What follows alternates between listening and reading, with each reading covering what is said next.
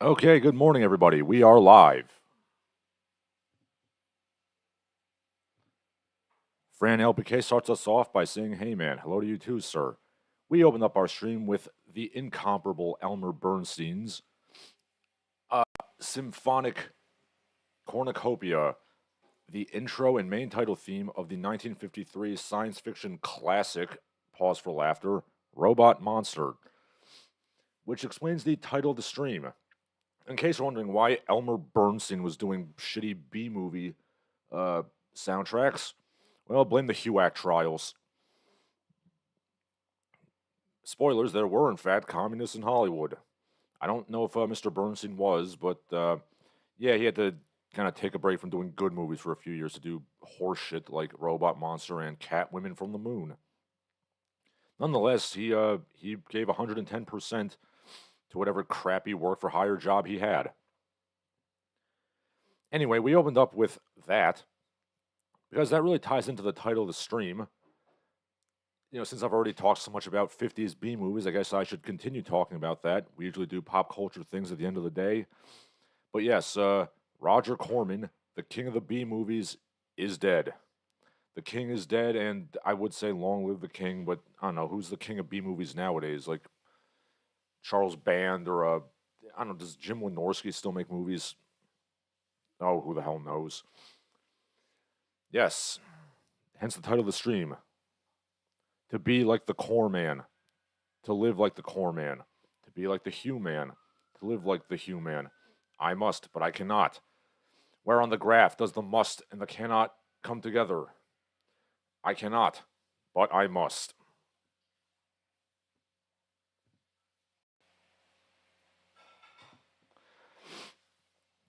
Yeah, Robot Monster is not great, but it is watchable, all things considered.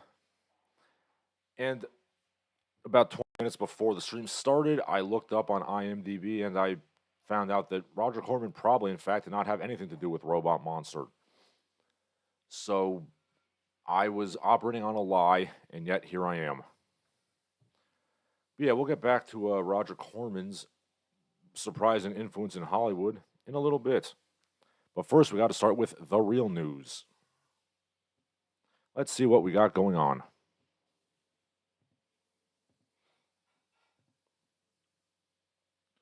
Okay, so let's start off with some international news because my country's going to hell in a handbasket, but we can always report on what's going on elsewhere in the world.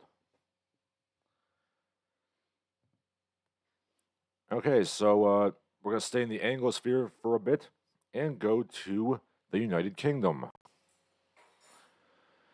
Britain is having a housing crisis. Britain, in fact, has the highest rates of homelessness amongst any developed nation, even more than the United States. You know who's to blame for this?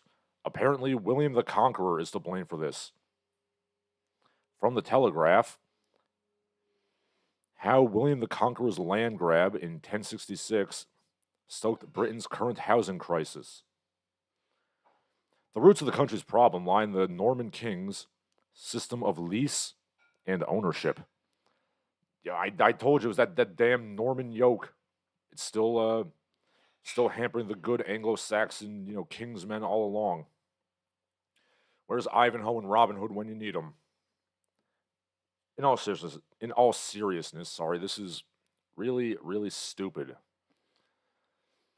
I'm under the impression that 1,000-year-old feudalist housing policies probably aren't the reason why things suck nowadays. Just saying.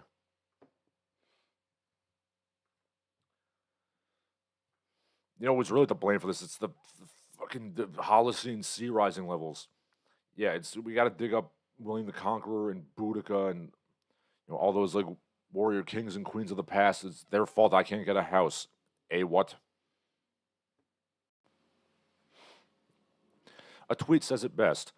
In the beginning, the universe was created. This made a lot of people very angry, and it was widely considered a bad move.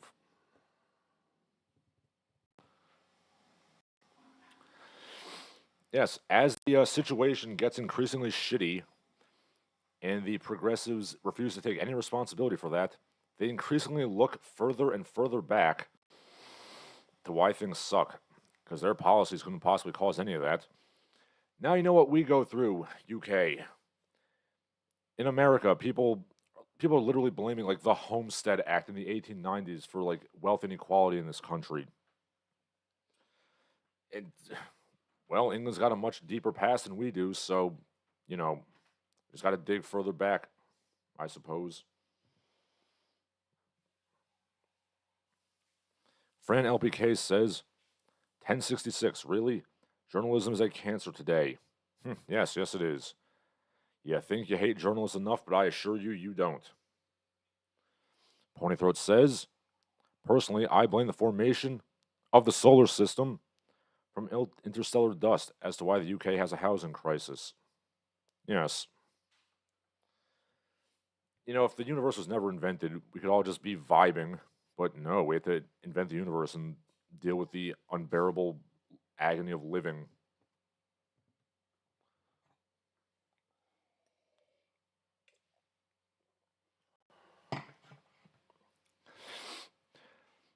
I'm not entirely surprised that a British paper is blaming everything on the French, because of course they would. Why wouldn't they? As usual, the world goes to hell, and I live in my little bubble of domestic bliss. My wife just made me a nice Eggs Benedict for breakfast, the most American of breakfast dishes, and 'twas good. It was very, very good.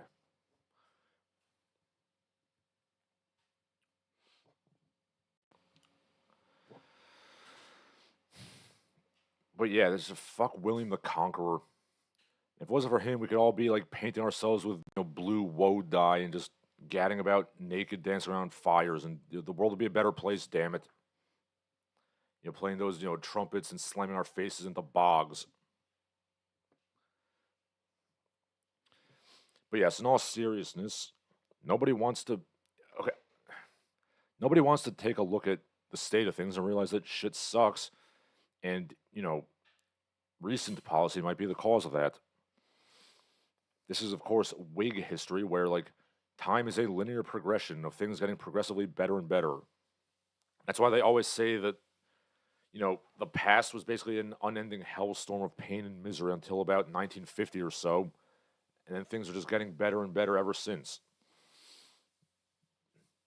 It would be essentially blasphemy to admit that some things may have been better in the past. Obviously, not all things, but some things.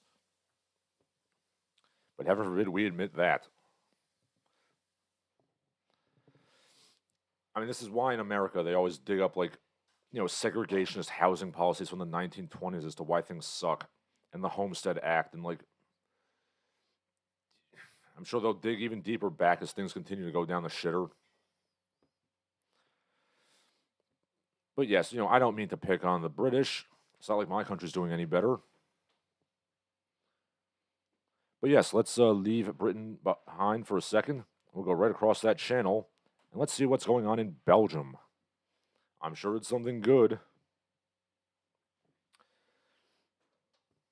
Excuse me 1 second as I adjust my microphone. Belgium has recently passed a law stating that the government can intervene in cases where prostitutes refuse sexual acts too frequently. A pimp may file an official government complaint against their workers if they refuse sex more than 10 times in 6 months. Okay, great. Yeah, I guess you can just force women to have sex against their will. That's the good stuff.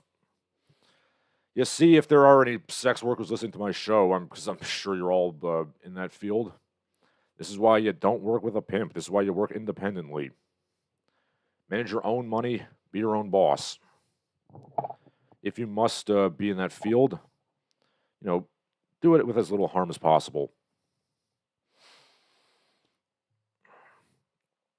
As far as I'm aware, they don't just refuse people just for the hell of it. If they feel like you look a little abusey or like you're gonna stiff them, they'll refuse you, and they have every right to do so. But no, you're gonna have sex with this transient refugee, and you're gonna like it. Damn it.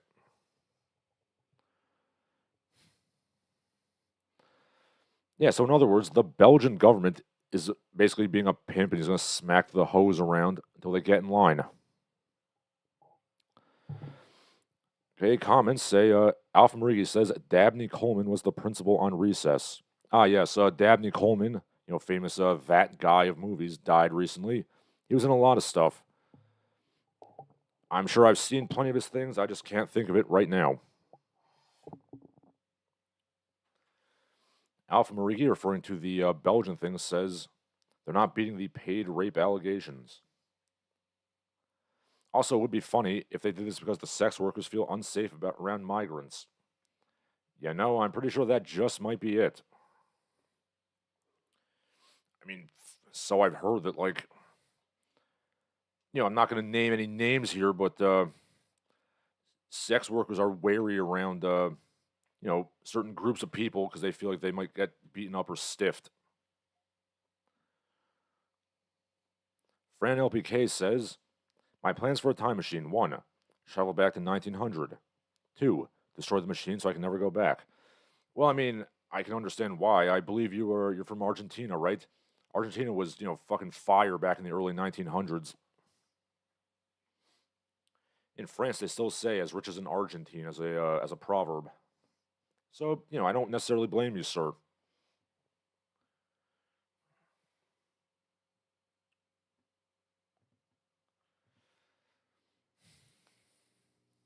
But yeah, Belgium not doing so hot.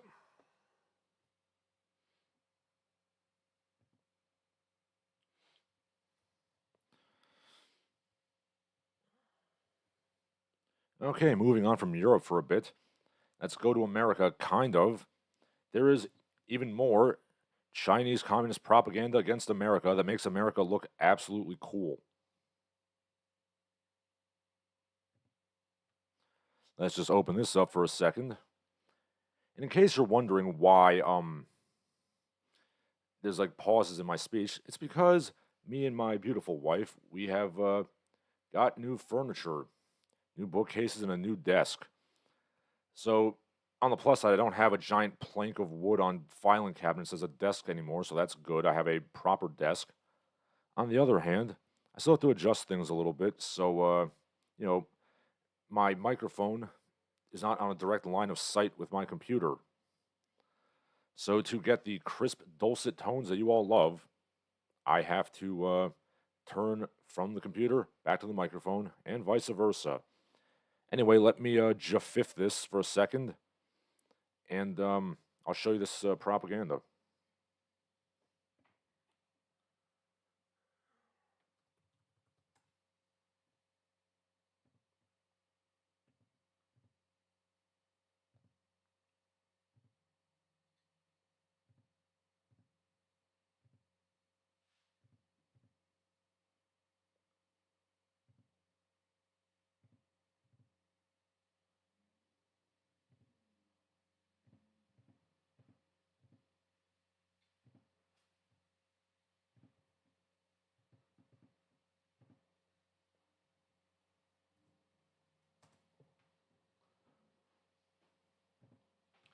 Okay, yeah, so here we go. It is cigar smoking cool Uncle Sam holding a gun to the head of the world that says political correctness.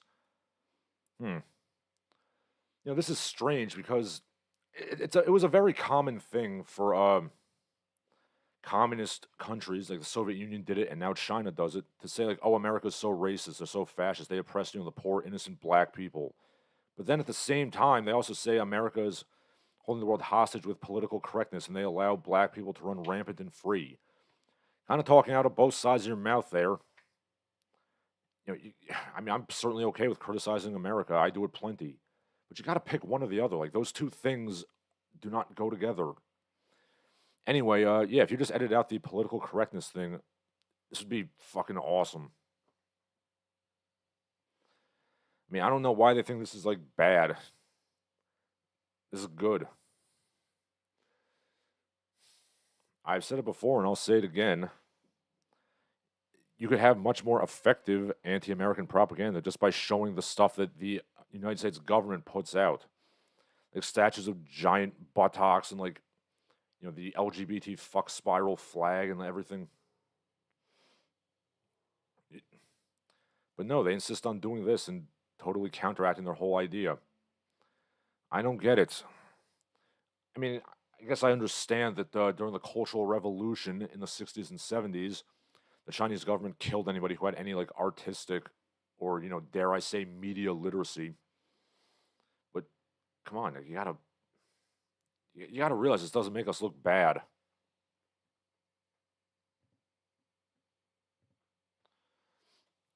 Pony Throat says Uncle Sam and his Fallout looking gun. Yes.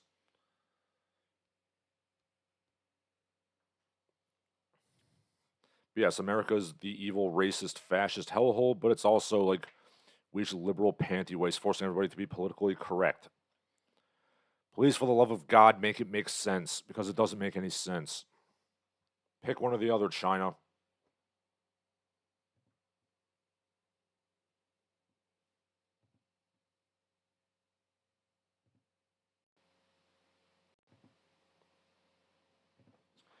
Anyway, moving on from that.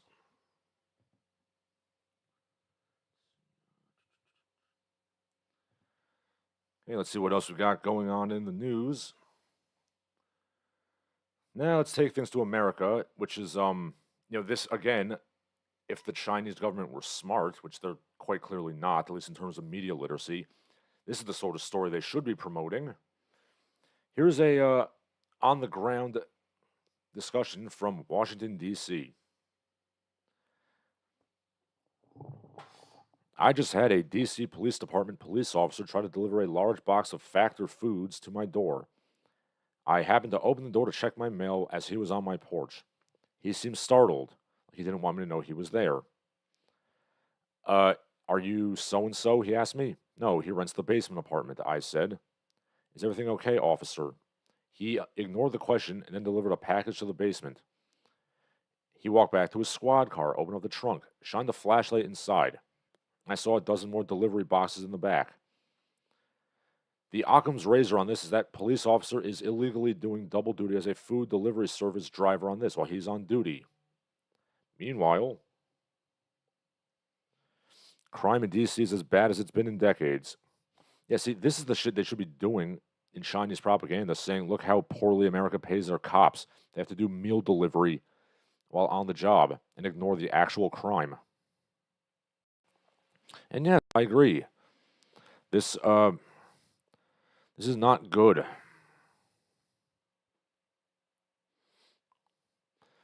And yes, DC is a complete shithole, which is pretty amazing since it's the capital of the United States. But of course, if you ask the shit libs live in gated communities, that shows how we're free. If we have like rampant crime and homeless people whacking off on the streets and just filthy streets. Hey man, only fascist countries have like law and order and stuff.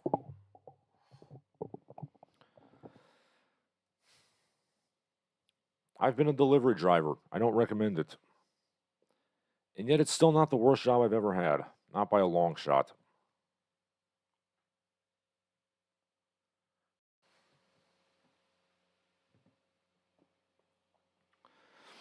Fran LPK says the gun should say imperialism or extreme capitalism.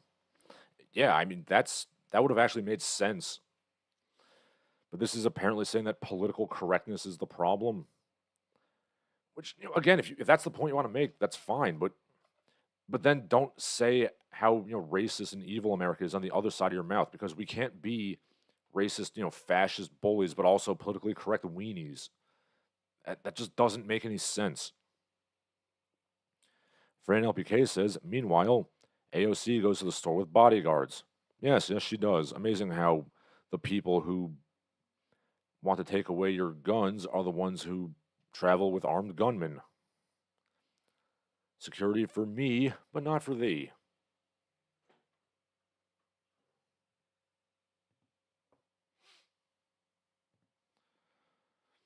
Okay, let's take a second, and we're going to look for some more stuff going on in the news.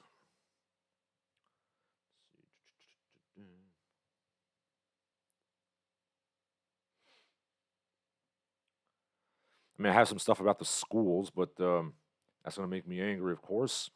So let's see if I can find something else to keep my blood pressure down.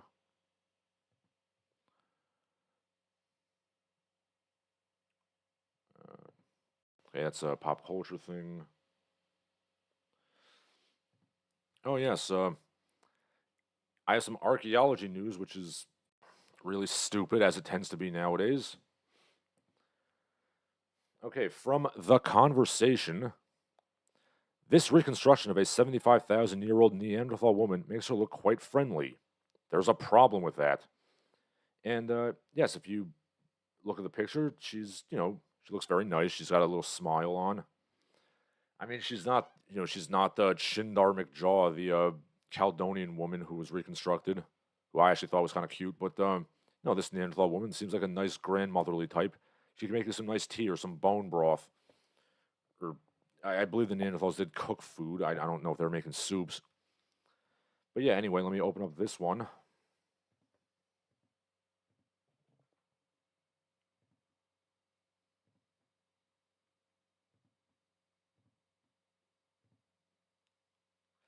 Biff Slinkovich says hi. Hello, sir.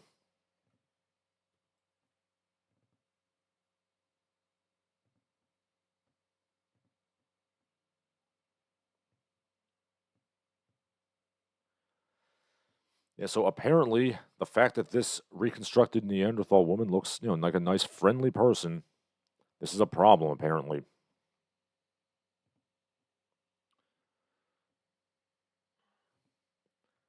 Yeah, Faye Alberti, who I don't think is a paleontologist. Let's see what she has to say.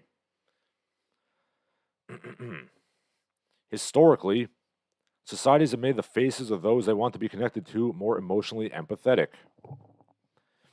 When cultures have determined, however, certain groups they don't want to connect to and want to marginalize, we see grotesque and inhuman ideas and depictions rise around them. Take, for example, anti black caricatures from the Jim Crow United States, or cartoons of Jewish people made by the Nazis. By representing this 75,000-year-old woman as a contemplative and kindly soul who we can relate to, we're saying more about our need to rethink the past than any concrete fact about the emotional lives of the Neanderthal people. There's nothing inherently wrong with artistically imagining the past, but we need to be clear about when that happens and what it is for. Otherwise, we ignore the complex power and meanings of the face in history and in the present. So, just to clarify, this woman compares a scientifically accurate reconstruction of a Neanderthal to like racist caricatures from the 1800s. I don't know why. Like, yeah, how dare we, want to connect to these people and relate to them? You know what we should do? We should make them like ugly and stuff so we don't connect to them. I like what are you even complaining about here? I mean, you could literally write this exact same article if the woman wasn't reconstructed in a kindly way. What does Ms. Alberti want here exactly? Does she want all Neanderthal reconstructions to be like Frank Frazetta style, snarling cannibals from now on? I mean, I guess that's what she wants. Is it just that, like, is it just that this woman is like a natural school marm who just has this, irreconcilable need to just scold and wag her finger at anything? And if there's nothing to wag her finger about, uh, I guess she's gonna make something up.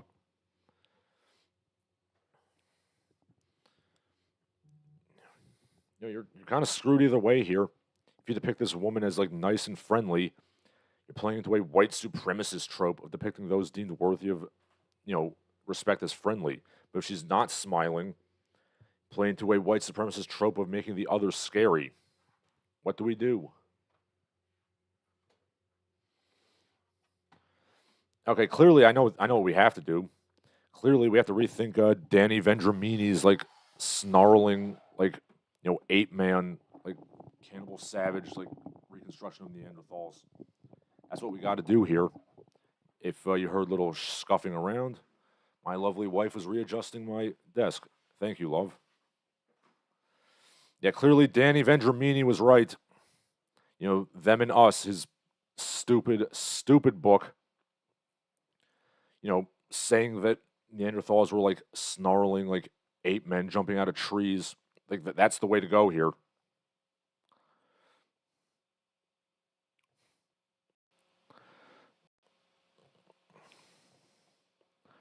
All right, let me pull up the Vendramini shit.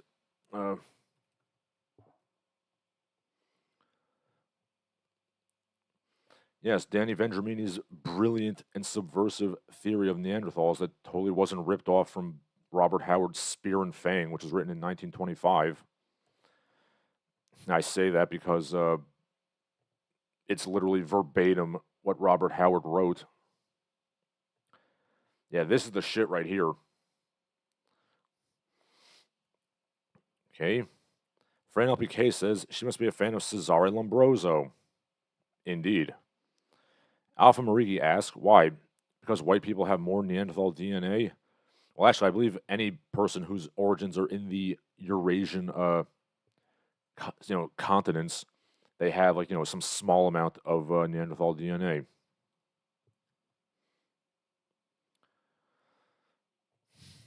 So yes, I would include white people and also Mongoloid peoples. But yeah, I guess this is what this woman wants. Like, horrifying troglodytes, ripping people limb from limb. Okay. Shinzeki Evans says, feminists hate smiling, seriously. Alpha Rigi says, true.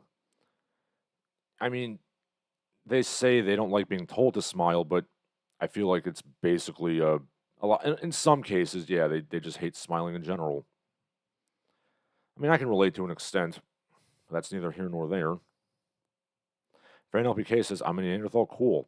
Well, yes, anybody who has Eurasian ancestry has like some small, fraction of a fraction of Neanderthal ancestry. That is true. Ponythroat says Neanderthals are probably basically like humans. There's little evidence they were any less intelligent than humans. Yes, their skull capacity was actually slightly larger than a person's, although they probably had different organization. Their stone cultures were quite complex and good.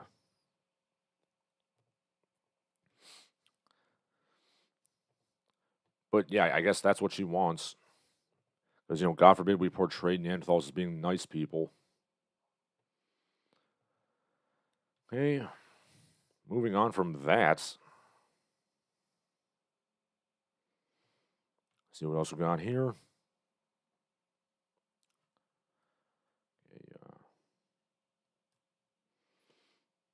Okay. Well, that post got deleted, so I can't talk about that. Anyway, yeah, let's just talk about the schools, I guess, because the schools suck. You know they suck, and I know they suck.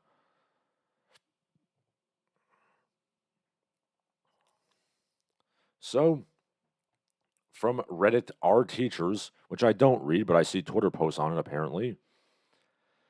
From Florida, USA, ninth graders protested against taking the Algebra 1 state exam. Administration has no clue what to do.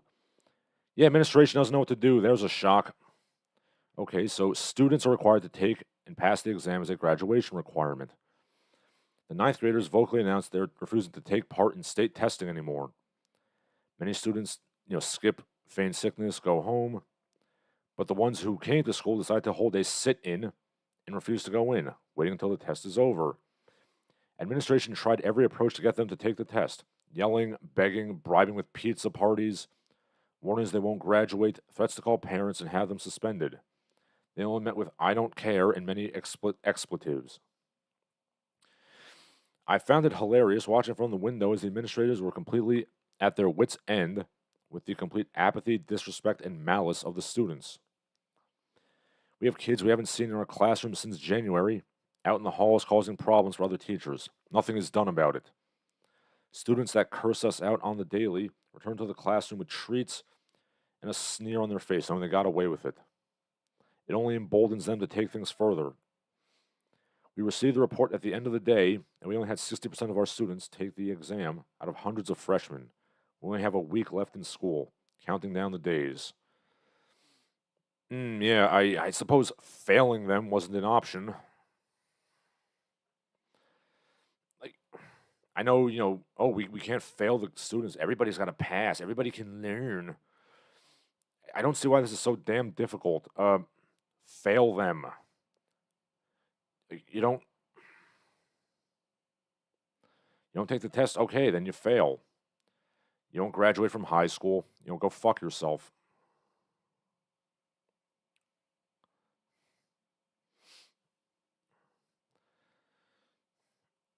There's a sizable amount of people who don't get any value out of education beyond the 8th grade. I've said it before and I'll say it again. They should be taken out of the schools and, have them do some work, have them learn a trade. Or, build a big airplane hangar where they can just punch each other in the face all day and hopefully kill themselves.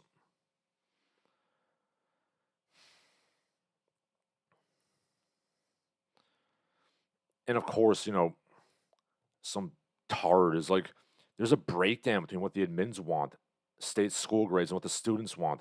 Reasonable class size, safe schools, teachers to prioritize education instead of dehumanizing them. Teachers to prioritize education instead of dehumanizing them. But it must be the kid's fault, right? Clearly being sarcastic. Yeah, it is the kid's fault. Okay? These kids don't know a damn thing about, like, what you're saying. They're not whining about dehumanization. They're just entitled little shitheads who don't want to take a test. And yeah, I agree, like, there shouldn't be as much testing. Like, come on, man. They're just little shits who don't want to pay attention in school and they don't want to take a test. They just want to do their little stupid TikTok crap all day. Like, don't give these people more dignity than they deserve. They don't deserve it. They're shitheads and they suck. The kids are the problem. Most schools, they don't even take away the kids' phones because the kids will, like, come out swinging if you try to take them. I know some schools have finally banned phones because, too much footage came out of the kids acting like, screaming brappy derelicts. And, God forbid that happen.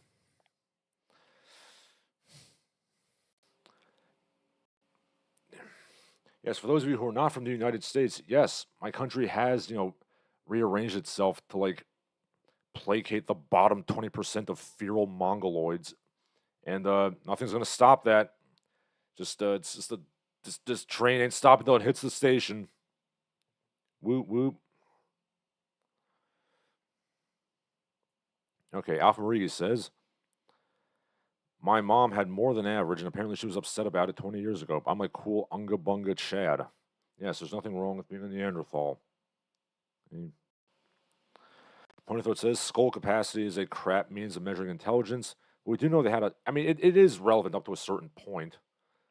I mean, I guess you could argue whether or not whales and dolphins are smarter than us. As Douglas Adams put it, the whales and the dolphins, we always thought humans were smarter because, we made New York City and, like, cotton candy and stuff,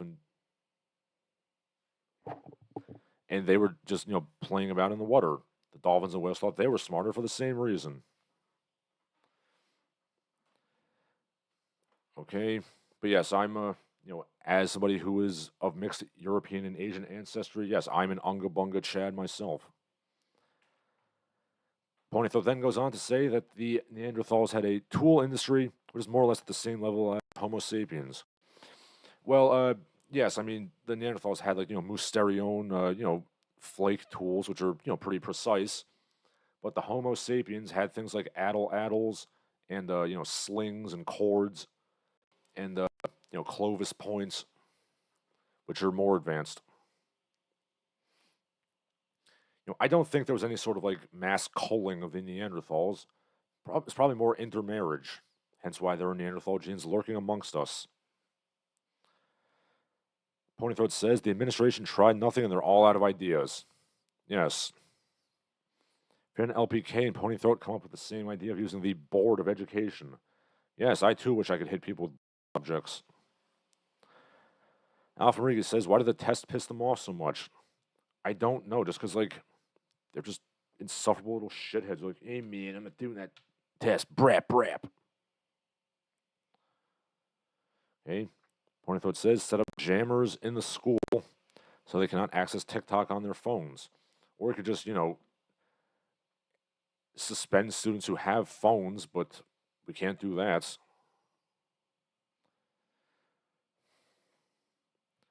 I mean, we're so afraid in this country of, disciplining, Brappy Jr. that, we try nothing. We just hope for the best. That's all it is.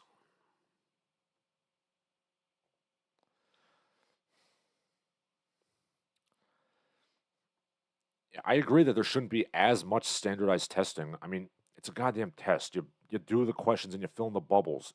It's not that hard.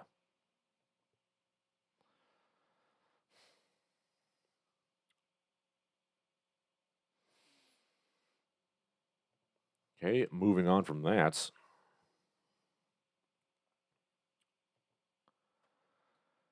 But related, yeah. The kids can't read nowadays. Professors say students are coming into college with a host of new and alarming learning challenges, including fragmented and distracted thinking, along with sharper limits on what they're willing or able to do.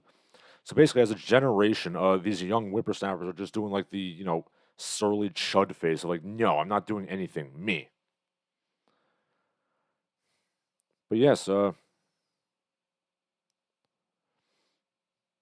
kids can't read. The kids are stupid, and the kids suck.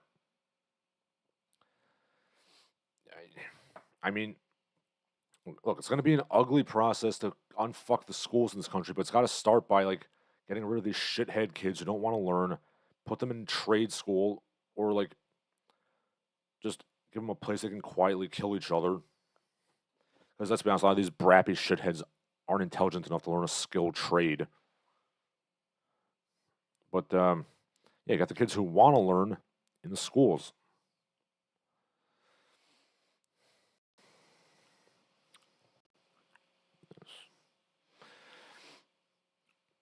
Yes, many people express deep concern about college readiness or academic well-being, which suggests students come into college assuming they've been well prepared for college level work, and of course they're not. So they have to dumb down the colleges.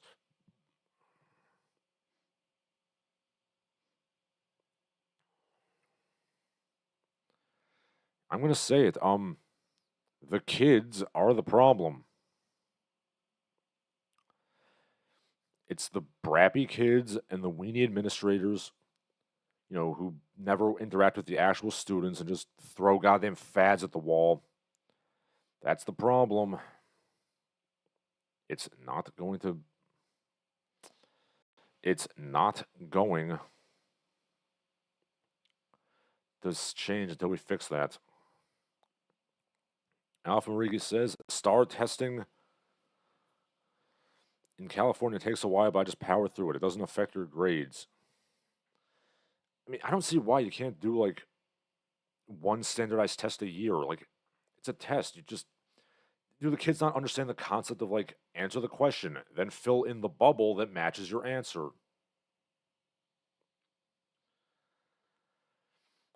Okay, Ponythroat says the kids are cruel, the kids are wicked. It is I alone you can trust in this whole school. Yes, thank you, Reverend Frollo.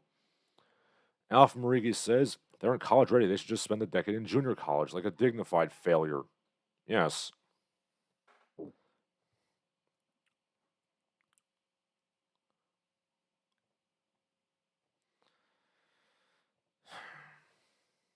don't know. Is there any shame in being a goddamn moron anymore? There should be.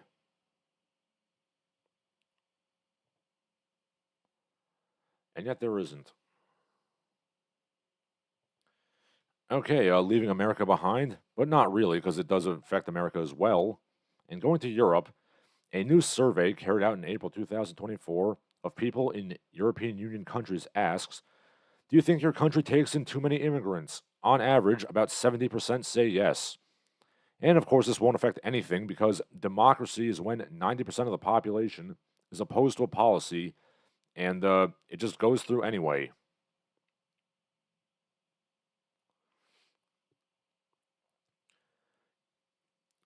And that's how democracy works, right? When the entire society wants something, and then the government does something completely different. And if you don't like what the people say, you just keep holding referenda until they do what you want.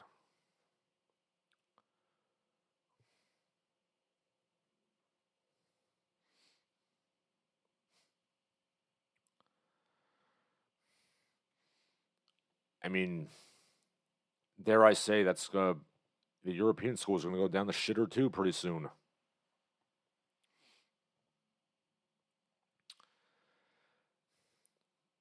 But yeah, speaking of Europe,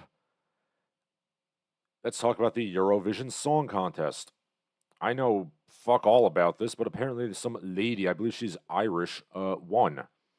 She's got some kind of weird like demon head thing, and she's apparently queer, but she did her award ceremony with her boyfriend.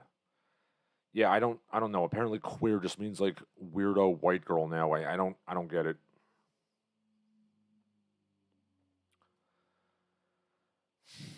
Why would you make yourself look like some kind of weird demon person?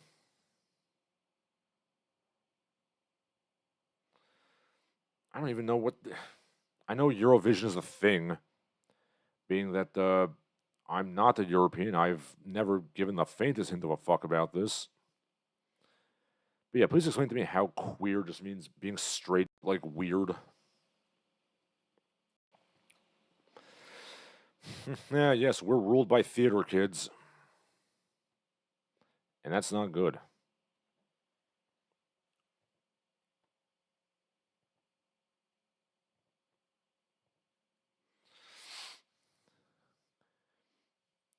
Can we please just be ruled by like boring engineers and like mildly autistic men instead of like flouncing theater kids?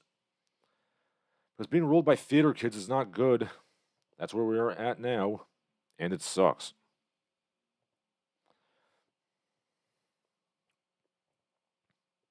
Okay. Alpha Maria says allegedly some people call themselves queer because they want to be called bi. Yeah, I don't know why you can't just call a spade a spade. And I know directly that like a lot of like gay and lesbian people are actively fighting against the whole queer thing because it's like they don't want to be lumped into some generic big tent identity with like weirdo tattoo enthusiasts and like people who make themselves look like Cenobites. Good for them. Hey, but yes, moving on, we're gonna bridge the news with pop culture. I'm gonna do some high culture. This came up on the Twitters the other day. Something about the Fitzgeralds, Scott and Zelda. Uh, Apparently, this is from I don't know some Wikipedia article. I'm not entirely sure which one. Ernest Hemingway alleged that Zelda Fitzgerald sought to destroy her husband, and she purportedly taunted Fitzgerald over his penis size. Hemingway then examined Fitzgerald's penis in a public restroom. He confirmed that it was of normal size. Uh, yeah, okay. Yeah, so then it goes on. A more serious rift soon occurred when Zelda belittled Scott with homophobic slurs and accused him of being a homosexual with Hemingway. Fitzgerald then had sex with another woman to prove his heterosexuality. Okay, the wife then found some condoms. Anyway, Zelda then throws herself down a flight of marble stairs because Fitzgerald ignored her. In 1926, they came back to America. Yes, act your age, eh, Scotty? Yes, I like to see insane gossip from the world of high culture and literature. But, you know, I gotta say, Mrs. Fitzgerald has a bit of a point there. Or should I say Ms. Sayers? I think they got divorced at some point. But, yeah, when your husband and his friend go into the bathroom to examine penis sizes, it's a little fruity.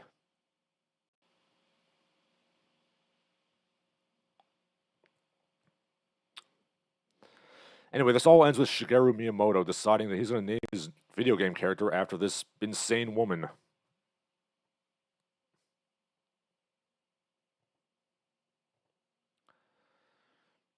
Hey, Ponythroat says that the Fitzgerald thing was a classic shit test. Yes. You know, yes, Fitzgerald decides to prove his heterosexuality by having sex with another woman. I guess having sex with your wife wasn't an option, Scotty. Or Steppy Francis. Yes, this side of paradise is one I would like to be in. Anyway, yes, I like to class this thing up a little bit. But, yeah, let's get to the stupid crap now. Yeah, to go to the title of the stream again, yes, Roger Corman is no more. The King of the B movie is, he's dead. He did many things, Roger Corman. He directed noir, he directed science fiction, fantasy. He actually had a couple of legitimately good movies with his Edgar Allan Poe flicks. Yeah, The Death Stalker was a fantasy movie. He did action, straight action like Death Race 2000. And he also gave many famous people their big breaks in Hollywood. People like Jack Nicholson, Martin Scorsese, Francis Ford Coppola, and Ron Howard. I was going to say Mark Hamill, but I don't think that's true. Yes, and by all accounts, he was a very, very nice man. He hated Mystery Science Theater 3000, though, so he couldn't take a joke, but other than that, he was cool. It's funny because quite a few of the guys who were, profiled on MST3K, they actually could take a joke about themselves, like Miles O'Keefe from Ator the Invincible. He actually requested like a copy of their riff on Cave Dwellers. Jackie Neiman from Monos the Hands of Fate. She liked Mystery Science Theater. Bert Gordon, but yeah, old Raji boy, he couldn't take it.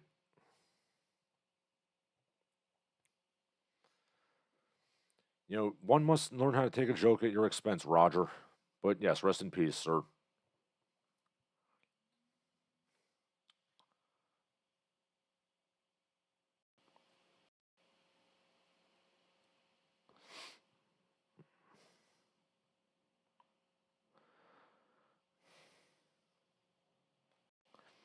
Okay, and finally, the ongoing conflict about the crapification of Dungeons and Dragons keeps going on. Uh, People say that the new rules are quote unquote twee and D. Everything evil is harmless and twee. Okay, yes, so apparently what happened was there is there's one module in D&D in which a tavern is owned by a beholder, Lars Luigi. He's a lawful neutral beholder. He's a civic-minded, well-liked citizen who's happy to share information, but he's also a giant floating eyeball monster. I mean, that's not inherently bad in and of itself, but I don't know. Can we keep this like to a minimum? This thing. But yeah, like, then I saw like some sort of like sword wielding lesbian module for D&D, and just everything's just got to be like, lame and fruity and like, oh well, the teeth, they're just they're oppressed minorities. Me, I will say that you could just run your own campaigns with the basic rules.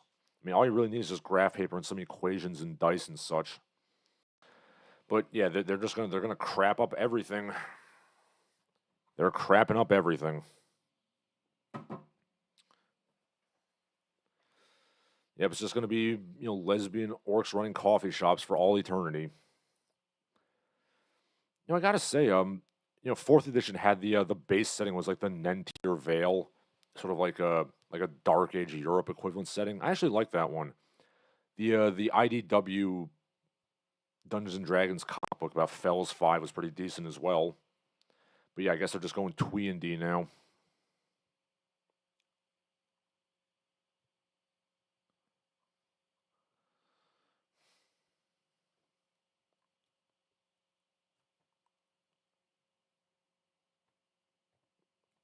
Hey, Rick says,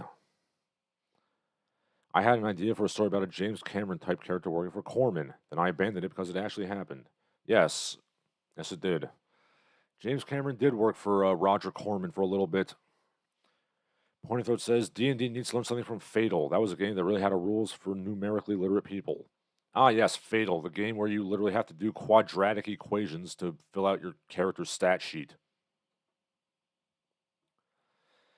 Not even, and that's the most offensive thing about Fatal, I say with a wink.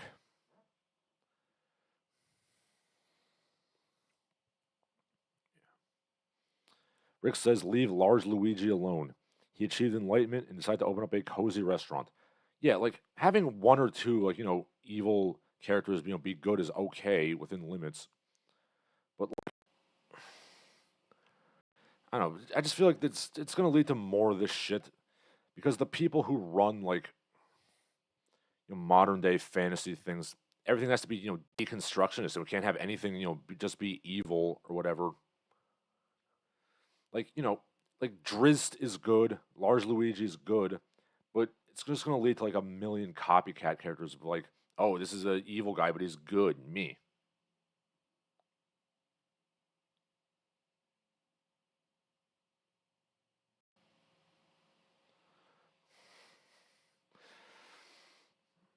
Okay, Alpha Rodriguez says, wait for Hasbro to go bankrupt. Well, I'm sure they're well on their way. But yeah, like I don't know, I really hate like this, twee, like, wuss fantasy they have going on.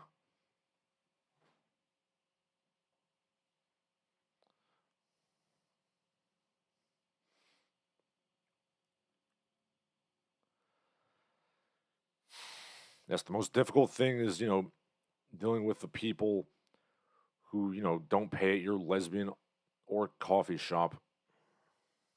That's the highest thing to achieve in the world.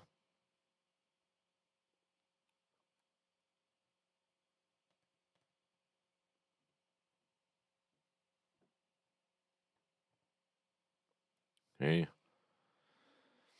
One of those says the maximum roll for anal circumference in Fatal is a little larger than an NBA standard basketball. Yes, I didn't want to name drop that bit of information for those of you who aren't aware. Yes, Fatal is a terrible, terrible uh, tabletop role playing game in which you have to roll for the circumference of your anus. There's there's quadratic equations just to play the game. There's armor that turns you into grotesque racial caricatures. It's a game made for basement dwelling chuds who don't shower very often. Fatal is.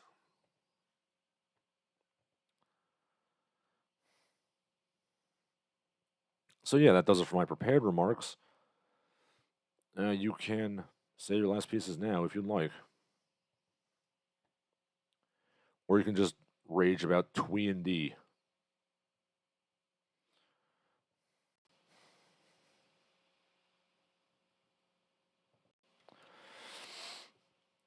Yep, the greatest heroism is opening up a coffee shop and having gay sex. That's the greatest heroism in the world.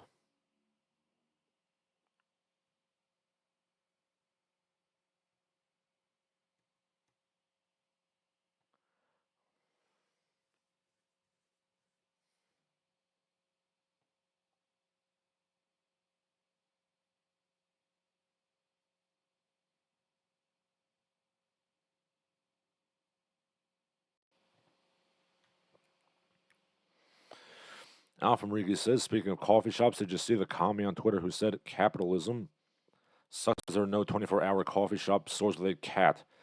Yes, I did see that. Yeah, it would be nice to have 24-hour coffee shops and bookstores. Can't imagine why we can't have that in this country. Alpha Rodriguez says, I hate Brazilians who post memes about the Wright brothers.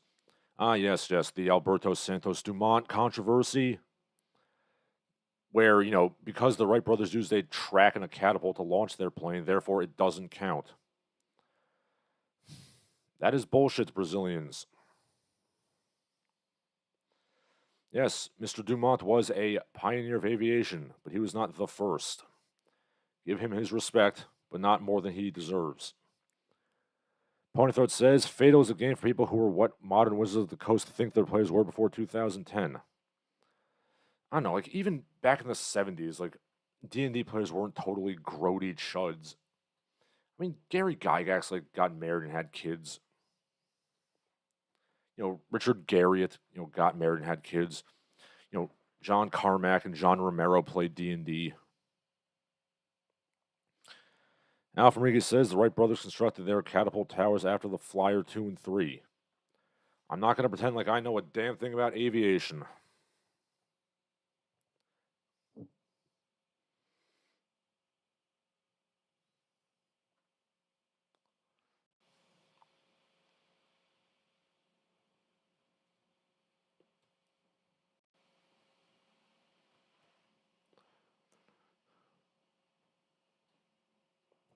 Okay, let's see what else I'm going on.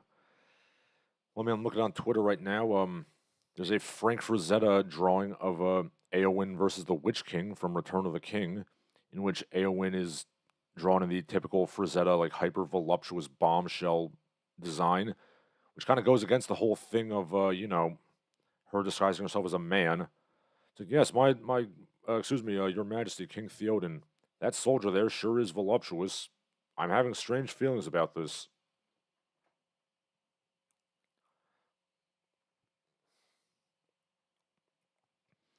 Yeah, I don't know. I don't think Frank Frazetta really works for Lord of the Rings. Like, he's very much Frank Frazetta was made to draw Howard stories and Edgar Rice Burroughs stories, not the Tolkien stories.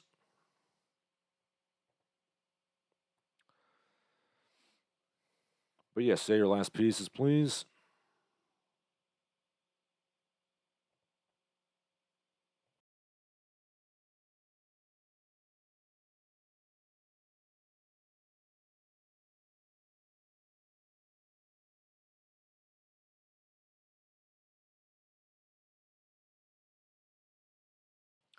Pony Throat says that the Witch King have a giant boat anchor on a chain as a weapon. No, it's just a mace.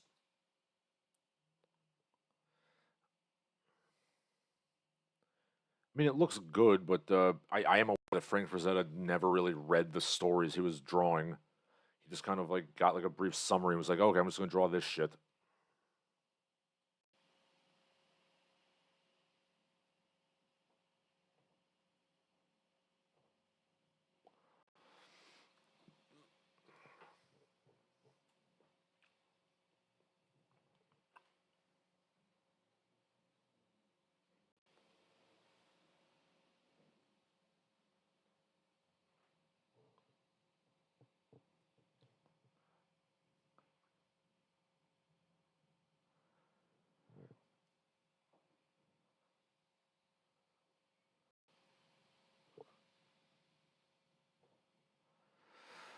Okay, so I think we're done here. So for Larsen Halleck, this has been Larsen Halleck. All of you have a good day.